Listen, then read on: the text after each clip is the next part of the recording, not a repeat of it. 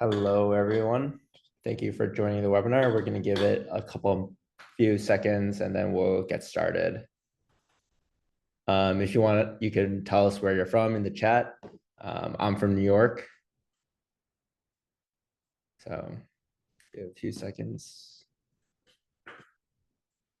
I'm going to start in like 20 seconds.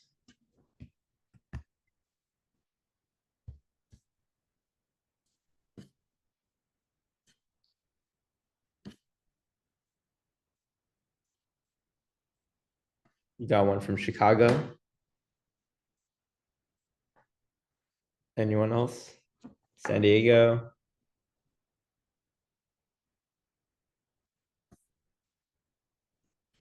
Mexico? I'm gonna start in like 5 seconds. Give all these stragglers to come in, so.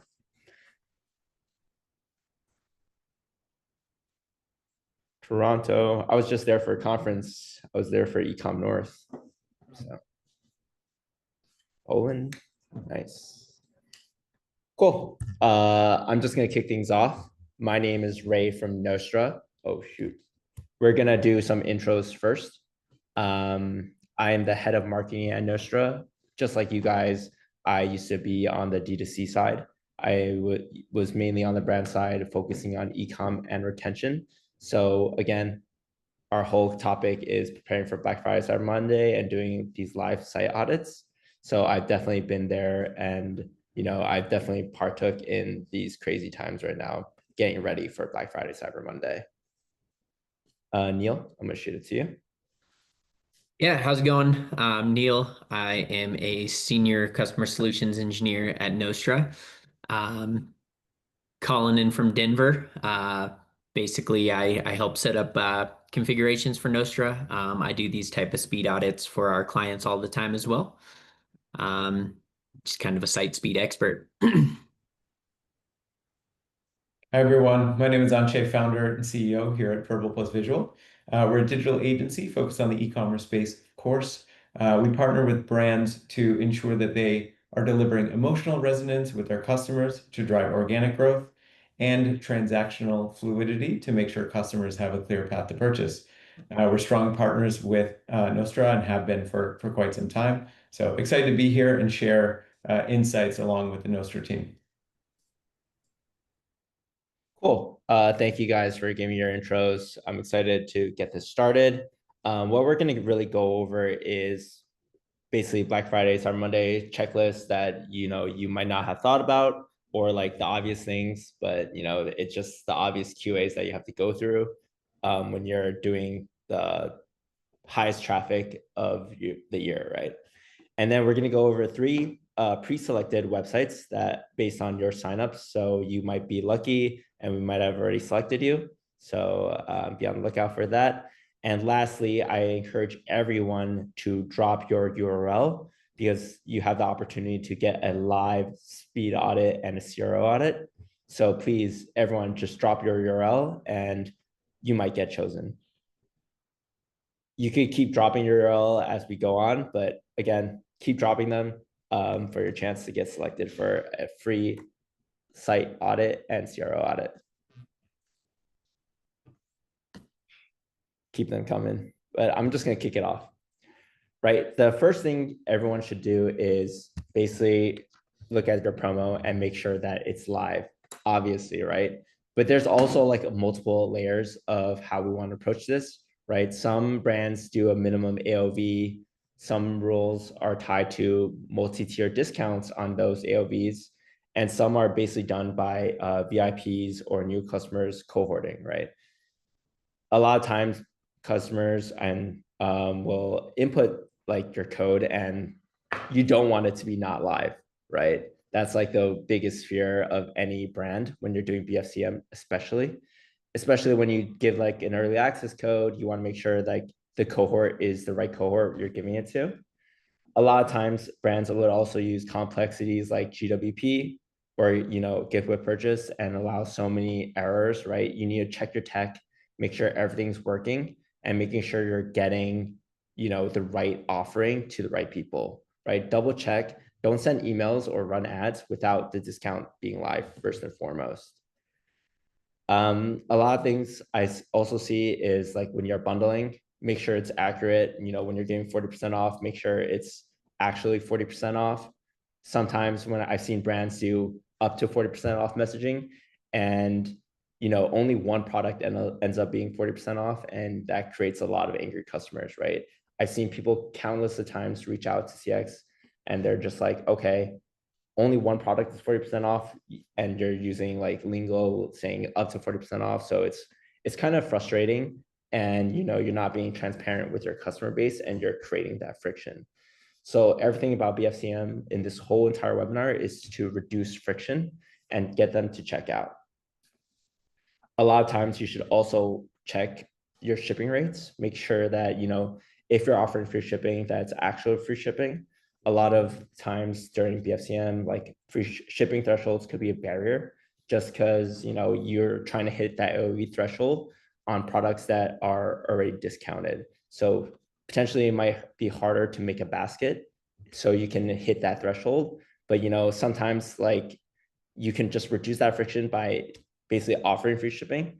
But again, if you're offering that, make sure that everything is checked, QA'd, and like make sure everything is QA'd top and bottom. Again, everyone drop your URL for potential site speed audit and CRO audit. Other things I've seen in my career is, having products that are low in stock, especially during BFCM. A lot of times, right, when you're sending messages about your top products, they could potentially be out of stock. If you're doing a flight of 7 days and in day 4, your top product is gone, you need to make pivots on all your emails, your ads, right? Because they're all driving to that PDP. And effectively, when you're landing on that PDP, it's not in stock. And then your CVR takes a hit. And unfortunately, you lose a day in your top trafficked month or year. And unfortunately, like that one error will cost you a lot, right? So have product inventory flow set up where you're constantly updating for stock alerts, right? Especially on your top products. I can't stress that enough. Like we had one product at a brand that I used to work for. The shorts itself, our bestseller, did 33% of the business. It's beat projections by 300%, and we lost it in stock, right? It was sold out immediately on the first 2 days, and we had to pivot all the ads and the emails. And unfortunately, like since we missed that window in the beginning, we saw a huge dip in CVR, and it cost us a lot of money, right? So make sure that that's there, so you catch all the inventory stockouts. I would also make sure there's no 404s. Make sure you check all the links. Make sure you go through the site. Make sure your website is fast and there's no broken URLs. QA like crazy. I also want to offer, like, make sure you have all your messaging aligned from website with the same offer. Abercrombie, great example. They had a resurgence in the last few years. They do discounts really well, right? From homepage to banners to collection pages. I would also unify your emails, right? Your abandoned carts should all have the same messages. So like it aligns your offer. And to make it simple, have one offer, right? Don't make things super complex, make it super easy where it creates the least amount of friction. That's the most important thing, right? Even having Abercrombie doesn't have to have a dedicated landing page because the whole website is basically a landing page. Like it has one uniform message, and that's like the most important thing. A lot of PDPs should also have sales tags if you're really salesy, and also include urgency messaging like limited time, etc. I'd also offer, like, potentially some brands should A/B test if you want to get learnings for future. But again, it's kind of risky and it's up to you. But some things you can apply for future learnings in the next Black Friday, Cyber Monday. One thing I want to talk about is basically the big leaks that occur in Black Friday, Cyber Monday. You should have one unified message, right? A lot of times I've seen brands have pop-ups and they're not uniform to their Black Friday, Cyber Monday offer. So I've seen brands where they launch like a 10% ad, I mean, 10% pop-up, and basically the Black Friday, Cyber Monday offering is like 40% off. So that already creates friction, not having an aligned message there. And unfortunately, like people are going to try using both somehow, and they're going to have that be frustrated. They're going to bounce Black Friday again to set that frictionless shopping experience. Make it super uniform. If you look at Essence here, right, they do a great job in getting people to P2P, making sure it's easy to see what is on sale, especially like having prices cut out. They have a sale badge, sale tag only, and they do a great job in the top nav. One thing that I looked at when I looked at Essence here, right? I mean, sorry, not Essence, but Saks, right? It's kind of confusing because when you look at the banner, it says 20% off your purchase of over $250. And it's not applicable to everything, only the things in red. But if you're on mobile, you already kind of lose the redness, and you can just assume like the top 4 products are what you're going to see on mobile. And unfortunately, you're not going to see that disclaimer message, and you're going to think all these products are basically on sale. So again, when you go through that checkout, when you add things to cart, you add the code and it doesn't work, it creates friction. Just really quickly on my last point is site speed, right? Site speed is super important to your brand, especially on high traffic moments. Some quick wins that we've seen in the past are implementing lazy loads, you're trimming old scripts, deleting old apps, but that's all like very little in terms of like helping your site speed. Like you only have like 1 month. So it's kind of hard to really make momental gains in really making your website faster. One thing you can do is use Nostra, which is our solution, but basically you can increase site speed by 70%. Most of our brands see at a minimum of 3% conversion rate lift to a maximum of 50%. So there's a lot of things you can do with site speed, and the correlation with orders and making your site faster, it's proven and it's there. On the right-hand side, this is real metrics from one of our brands, and we basically increased their conversion rate by 22% just by launching Nostra to 100%.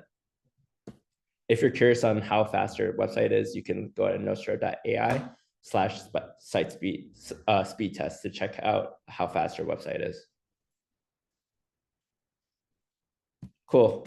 And again, drop your URLs, and we're going to go and do our 3 site speed audits with our 3 CRO audits. Keep dropping your URLs.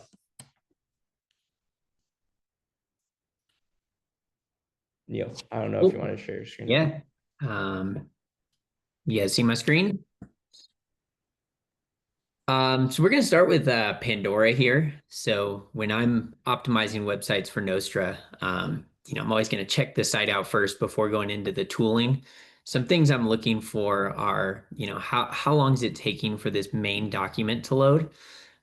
This is all going to be an infrastructure-based, improvement. So this is where Nostra comes in and can really improve this. What they consider a good speed is around 200 to 300 is good. We see speeds in the 100, sometimes sub 100 on Nostra with our caching on Cloudflare. But some things I want to look at is this main banner. This is going to be typically where you're going to see the most hits to your site speed. Video assets can be very large, so it's important to optimize those. I want to point out something here on Pandora. They're using this Ampliance, which is helping optimize this video. That's really good. You do want to use some sort of a tool that's going to auto size videos and optimize them for the device your user's using. So this is really good, and you can also use placeholder images, which they have one here as well. So that's really good. Another thing I'm going to look at is anything that could be causing layout shifts. So one way to really see those well is throttle your site down. Use like a fast 4G or slow 4G. I'm going to use fast just so it doesn't take too long. But you can see where things move, where things pop in. Those are all gonna be related to your content layout shifts. So I'll check those things out before going into tooling. And the main tool we use is going to be Google PageSpeed Insights. It's a free tool. It's going to give you a couple different pieces of data here. So where you really want to be looking, what's really important is this top section. This is RUM data, so it's real user data. It's based off the last 28 days. And then the second part here, which is going to give you the tips and tricks. This you can kind of take a little bit with a grain of salt on your score here. I mean, websites are when you have a lot of apps and marketing tools, you're not going to see really high scores here most of the time. And it's simulating it based on very slow devices. So we're using slow 4G and a Moto G phone. So most of your customers aren't going to see it as slow as it's saying here, but it's a great tool to see what those people with slower devices are seeing, and it's going to give you a ton of tips. The easiest way to try to pinpoint, where can we fix stuff, is another tool I like to use called CrUXViz. This is just going to tell you how things are changing over time. So when you see, we've got a layout shifts or interaction to next paint is in the red, you can go in here and see where it's changed, and you can try to figure out, what did I do from here to here that may have caused a slowdown, or what did I do from here to here to improve it? And you can go back and just kind of try to recreate that. Some of the data on here, it's going to give you a lot of info. Some of these are going to be very difficult to fix. They're going to take a lot of engineering work. It's going to be with your infrastructure. But I want to point out all of the kind of low-hanging fruit that's pretty easy to fix. So one of those is going to be, you can check out DOM size. This one, sometimes you can fix it. Sometimes your third-party apps are going to be adding a lot of DOM elements. But anytime you can reduce the number of elements is good. 1703 is not too bad. This LCP breakdown is going to be a huge part. What we're looking at here is how are these things loading in? Adding a high fetch priority to your images above the fold, meaning anything they see right when that page loads that they don't have to scroll to see. Any of those images, you're going to want to do a high fetch priority, and you could also add in here eager loading. As far as third parties, this is going to come down to business decisions on what you need. One thing you want to do is audit these and make sure that, if you used a free trial and you didn't continue with it, make sure you're removing those pixels. You can also check to see if anything's largely unused in this tree map. If you go to unused bytes, you can see most of these are being pretty well used. But if you do have something like this where it's largely unused, maybe you can check out that tool and see if it's has more features than you need. See if you have something more lightweight you can use. But really, with those third parties, you don't have much control there, but you do want to audit them regularly. Another one we like to look at that's an easy one to fix is any of your off-screen images. So we talked about above the fold, what they see. Anything they're not seeing till they scroll is going to be these off-screen images. And these can be lazy loaded. They can be deferred. They can be low fetch priority because they're not going to see them right when it loads. Unused JavaScript is another one that you really just can look at this first-party JavaScript. Just go through, see if there's anything you're not using anymore, legacy scripts that are in there. And just check out anything you can clean up and try to optimize. And then this enormous network payloads. Some of these you can do something about. Another way to see this is if you filter by all, and you're just looking at the ones that are the largest size. So if you go by size, anything over 350 kilobytes is where you might want to look into potentially optimizing these. Those are kind of the easy ones to fix. You can go in and try to optimize JavaScript as well. Not going to be as easy, not going to be as quick. And I just wanted to mention this as well as these third-party cookies, just because Nostra can convert some third-party cookies to first-party cookies, which would extend the life of them and make them so they're not going to get blocked. But that's really what we want to do is look at this low-hanging fruit. Optimize images is the easiest thing we can do. Making sure they're the right size, things like that. And for this site in particular, there is a layout shift. Usually there is a layout shift section on here. It's not showing up for this site, but there's another tool you can use to get an idea of where these might be coming from. There's a few different tools. I like this deface.dev one. And it's just going to show you kind of those elements that are shifting. So you can these can be pretty easy to fix. One thing you can do is just create the space for them. A lot of times you'll see like the top banners where it'll have a sale that shifts down after it loads. So keeping that space, keeping space for all these buttons can really help with that layout shift. And again, to see those, you just slow down your connection and load the page on a slower internet speed. You can really see those shifts. That's kind of what I have as far as how you can take care of some of those low-hanging fruits. You might see a couple 100 milliseconds improvement, which can really help with conversion. They say every 100 milliseconds is going to be 1%. So taking care of the easy stuff can be a quick way to do that. Wonderful. Thank you, Neil. I can pick up from there on Pandora, but before I do, just wanted to share a little bit about our philosophy on CRO, and then I'll dive right in to Pandora. So essentially, we look at it in three main buckets as it relates to conversion rate optimization and or getting ready for a big holiday season or a big launch. The first bucket is technical, which Neil has gone over extremely well. That includes load time, mobile optimizations, your loading sequence, which Neil, you outlined extremely well, and I was going to point it out on Pandora, so thanks for taking what I was going to say. And then also making sure that you have clear calls to action. So those are your low-hanging fruit elements of the site experience that can really drive conversion, as Neil mentioned. The other two buckets, the first one is emotional. What is the storytelling that is happening on the site? How are we communicating both verbally and visually? And how are we delivering brand resonance and differentiation? So I'll go through Pandora first in those regards, as well as the other two examples.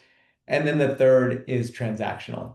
How are we making sure that the path to purchase is a clear and easy one? We're not creating any unnecessary friction. Sometimes you want a little bit of friction to make sure that the customer is stopping and thinking about something, but overall you want the process to be a very smooth one.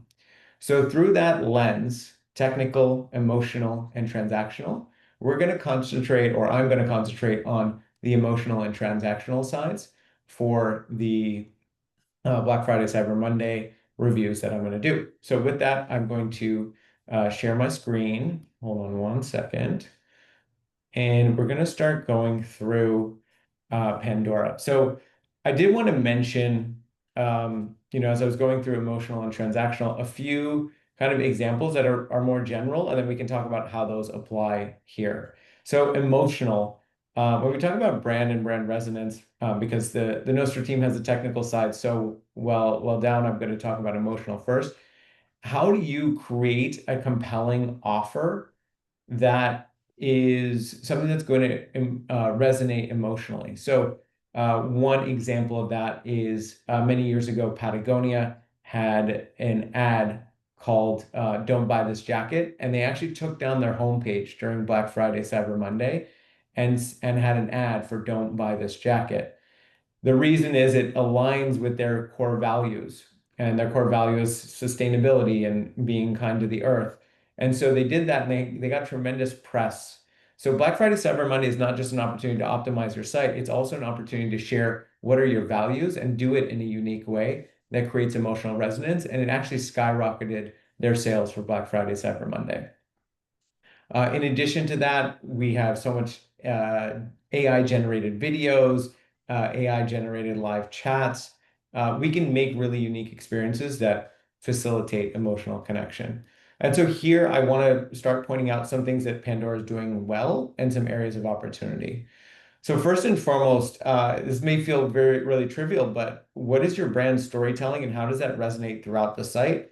Things like your icons, which are up here, are really telling for how much emphasis you put into the brand experience and making it a branded site. Oftentimes you'll go to a site and you'll see icons that look the same on every site. That may seem trivial, but as an e-commerce lead, you want to think about how do we deliver differentiation in small and unique ways. And those are small. If we're talking about we have 1 month, a month and a half until code freeze kicks in, what are small ways in which we can differentiate the site even further?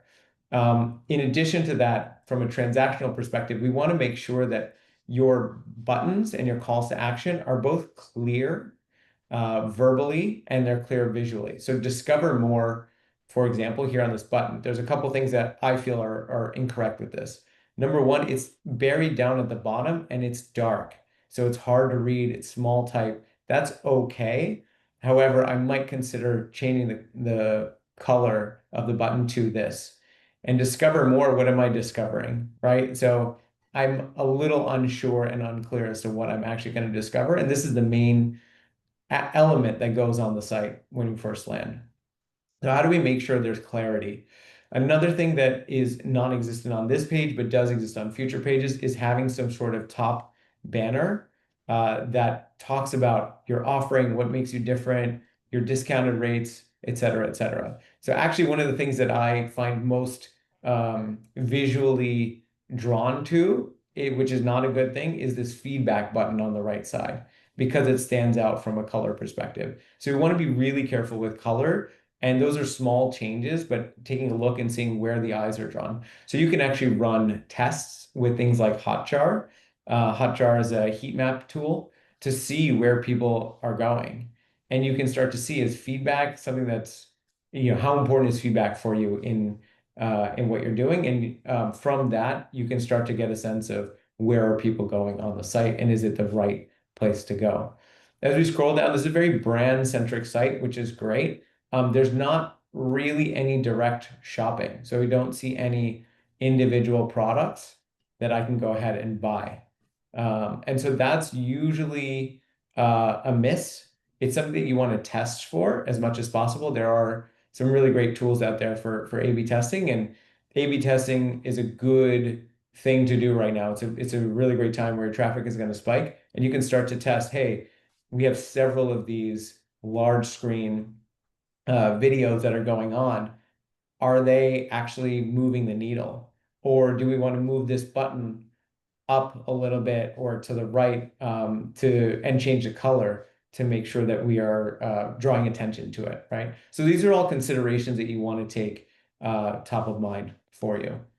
Okay, cool. I'm going to pause there because of time, and I want to make sure we have enough time to do the other two sites as well and get to other folks' sites. So I'm going to stop sharing my screen. By the way, as I'm going through these, if anybody has questions, please let me know, or you want to dive deeper into a particular section of a site. We'll be able to do that both on this call as well as after this call. So I'll be sharing my information after for much deeper dives. That's really I would call it a 5% overview of what is possible on the site. So we'll do two more of these. I'll hand it off to Neil to go on to the next one. Yeah, thanks.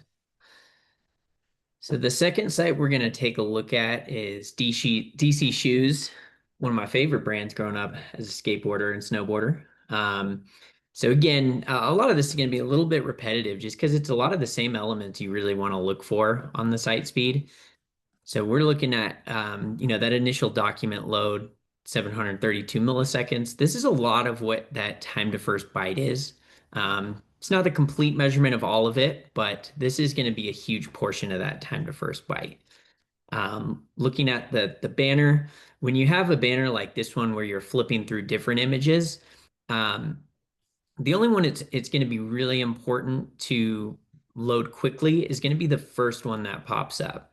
So I do see on here we've got a eager loading as well as high fetch priority, which is what you want there. And I mentioned this top section here where you have these banners for sales. That's one where you can throttle down and see if you have that space loaded in to not cause a layout shift. So what you're looking for is when you really slow this down, let's go to slow 4G. I didn't see anything there. Are we going to have this space when it loads? And they do. So that's something you can do if you're seeing layout shifts on your banner. When we go into the PageSpeed Insights, you can filter between mobile and desktop. I focus on mobile just because in this day and age, most of your traffic's going to be mobile. But you can flip and see the difference. Typically, desktop's going to be a little bit better. Largest contentful paint looking good. That probably has to do with the high fetch priority and eager loading. Interaction to next paint can be one that can be a little bit difficult to improve. What that's measuring is all of the actions on your page. So anything that a user clicks, anything that they scroll down, heat mapping tools can affect this as well. So this is one you got to look in and just see, are there any actions you can remove, or do you need all of your actions? When we go down into the test, again, lab data, takes a very, very simple site to get this in a very high place, but this is where we're going to see all of our improvements. On the waterfall, you do see a little bit of blank space before the page loads. There could be some ways you could look into improving that. A lot of times it's going to be what the CDN is loading in first. So can be difficult to get this moved back over so you're seeing it first, but it can have a huge improvement on your customers that are your bounce rates, because they're not going to see nothing before the site loads. We'll look at another one here that's the easy low-hanging fruit to fix, your image delivery. So this particular site's using Shopify. So any of these ones that say use a modern format, Shopify is supposed to convert these to the next-gen formats. You can upload them directly to Shopify in those next-gen formats. But what you really want to look for in here is anything that's larger than it needs to be. So any of these images that you could scale down to a smaller size, you're going to get incremental improvements for every one of these. So the individual one may not cause a whole lot of improvement, but if you've got a list of them like this, every little bit's going to help, and that's all going to add up. So just making sure you're using the correct sizes. You can use source sets to have different sizes for your mobile and desktop. Then we can look into the layout shift culprits. This one does have it, so this will tell you exactly which elements are moving. So they're not causing a huge effect here. The site is still passing on layout shifts, but if you did want to improve that further, you can look into these elements and figure out where they're moving, why they're moving, and make sure there's either space for them, or load them in at different times. Load them in on scroll, things like that. Have a timer so they're not loading right when the page loads. Another one that sometimes can be improved is your DOM size. So trying to just remove tons of nested elements. A lot of things that can cause this is like, if you're using a lot of like frameworks, those can be adding it in here as well. So that can be a little bit harder to fix. But if there's any nested elements that you're putting in there, you can try to see if you can maybe reduce some of those. And the big one is your LCP breakdown. Again, this has the best practices on there. So fetch priority high and your eager loading is exactly what you want to see above the fold there. As far as reducing JavaScript execution time, you can try to optimize some of your first-party code. Something that's going to be a little bit more engineering work, not necessarily going to be one of those low-hanging fruits, but it is something you have control of, is anything in this first-party bucket. Unused CSS can just be a really easy one. Go in, see what classes you have in your CSS files that are no longer being used, and just remove that CSS. When you look at the size, 81 kbps is not a huge size, but the way that the browser works is it's still got to load this all in, and it's still got to read it. So if you can get rid of everything possible in here that's not being used, you're going to see a little bit of improvements there. Same thing with JavaScript, as long as it's first party, which this one is not. However, we do have some first party JavaScript down here. These are just functions that you've not using anymore. Just remove them from the files. can save, again, a very small amount of space, but it still has to be read, even though the space isn't, it's not a huge size. And then again, we've got some off-screen images that are just being loaded in, no specific loading. They're not being eager loaded, not being lazy loaded. These could all be lazy loaded. And they could be either low fetch priority, just auto. They don't necessarily need to be a low fetch priority, but lazy loading anything that your customer is not going to see when the page loads.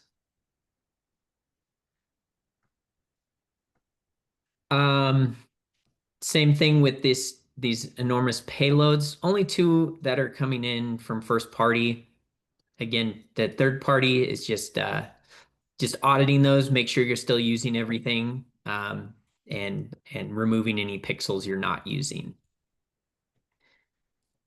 So again, the place you see those is you're just going to filter by all, check out the size, and we've got the largest ones right up top here are some of the images and JavaScript files you could take a look at.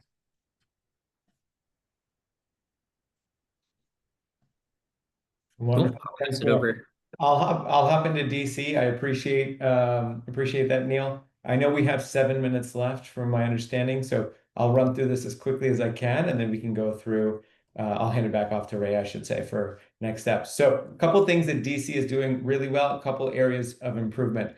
So first and foremost, they have their offers and their branded elements up here at the top on the homepage, which is wonderful. This is great for your Black Friday, Cyber Monday announcements.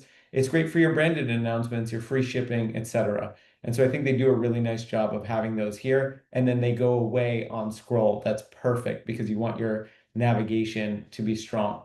In addition to that, or sorry, you want your navigation to remain, is what I meant to say, and it does perfectly. And so I think they're doing this extremely well. One area for improvement is when you roll over the Shop Now button here, it actually fades, so it's kind of hard to see. And so I think that there's an opportunity both verbally to change the word shop now into something that's a little bit more branded, as well as make the button become more highlighted versus going away. That's not a great effect and really doesn't capture the power of the brand that comes through in general. If you look at that DC logo, it's a very powerful logo. How do we make sure that we're carrying that power through and potentially having a font weight that's as thick as the DC logo here? These are small touches, they're brand refinements, and I'm trying to think about ways in which you can improve your site experience in 1 month. That's a really quick and easy way. In addition to that, they've got the get 25% off marker here on the bottom left. I think that's wonderful to keep you engaged. I do think the verbal can be changed or A/B tested. So instead of solely saying get 25% off, maybe you're testing one use case of get 25% off, one use case of something that's a little bit more experiential. It's a skateboard company, essentially. So we want to make sure that we're speaking to that ethos and that edge that kind of a bold brand like DC brings into the fray. Then if we scroll down, I actually really love this, that it goes straight into their hero product and allows you to select that product. The negative side is that they are showing this product, but they have a lot of sizes that are out of stock. There's a lot of sizes that are in stock, but there's a lot that are out of stock. That's really not a great look. And so if you're going to do this, you might want to work with another shoe that has more in stock. And looking through these, there's a bunch that are out of stock. And so this is maybe, even though it's their signature product, may not be the best thing to have up front. So this can be an area of A/B testing as well. It can be a test where you're trying out different products. In addition to that, it's very small to go and view the full details and go to the PDP. But you have to click there and go. And then as Neil was alluding to, the load sequence, you might have noticed, it kind of loaded in and kind of went janky all the way down the page. Not great. There may also be another path to show more in this right side pane because you don't see add to cart here. And that's a big miss. And that is going to take place for Black Friday, Cyber Monday, but also in general. That's a really, really important thing to have. So the price is small. The Klarna payments are important, but you could probably put those underneath the add to cart. You can probably change out this to be more of a scroll, or say show more after 2 rows, so that you can get add to cart on the screen. That's really important. Another area, depending upon your theme in Shopify, is adding in content. So going down to the bottom of the page, and this will be the last thing I talk about, going down to the bottom of the page and the reviews, there's no content really for these shoes. And this is their signature product. So how do we make sure we're storytelling quite a bit more? Now, a brand like this has a lot of assets that they can work with and add in and tell some more story. You may or may not have that those assets or that copy. If you do, it's an easy win. If you don't, it's a great time to try out AI and generative AI to understand your site, your tone of voice, your assets, and create something new and put it down here. So the reviews are great. Of course, we want reviews, but in addition to that, having some more storytelling will really help seal the deal from a customer perspective. Given time, I'm going to stop sharing my screen and hand it off to Ray to go over next steps here. Thank you all so much. Really appreciate it. Cool. Thank you, Anshey. Just really quickly, given time that we're not going to be able to do live site audits, but again, just reach out to Neil or myself or Anshey, and we'll set up those time for you to do the CRO audits and site speed audits. But again, if you have any questions about site speed, CRO, please email me at ray@nostra.ai. Our offering for the webinar is we'll basically do a free proof of concept. We'll split your traffic 50-50, and we'll really be able to measure the impact on speed and show you the incremental gains in revenue and conversion rates. You can either email me or go to the link below and book a demo. Anshey, I'll kick it off to you with your offering. Absolutely. Thanks everybody for joining today. If you have any questions about anything that we discussed today, or if you want a short review, I can send a 5-minute Loom video for your site, similar to what I did in terms of breakdown here today. In addition to that, for any attendees today, we do have a key area assessment, which is complimentary. You can pick one of 4 areas to have the assessment done, either emotional, transactional, technical, or AI. Those are the 4 that we offer. Thank you all so much. Really appreciate it. I'll hand it off to Ray to close us out. Thank you everyone for coming. And again, please reach out if you have any questions. We'll send follow-up emails with both offerings and the recording. Have a good one, everyone.